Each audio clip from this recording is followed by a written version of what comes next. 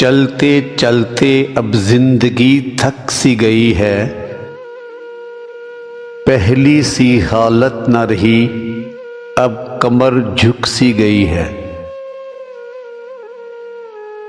दोस्तों की जब बात चली तो राज खुला, कुछ दोस्त नाम के दोस्त निकले, कुछ दोस्तों का नाम सुन के सांस रुक सी गई है।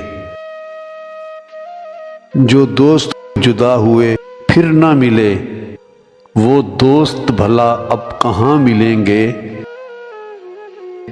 याद करके उन्हें पलक भीग सी गई है।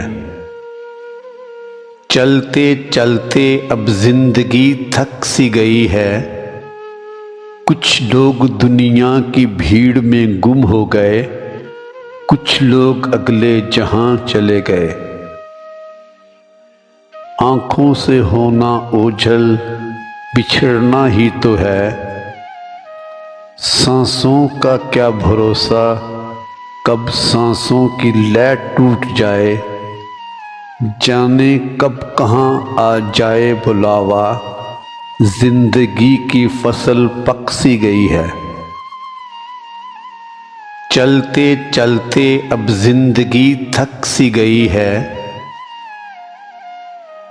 अना की खातिर किए हालात से समझौते, क्या क्या न सहा हंसते रोते।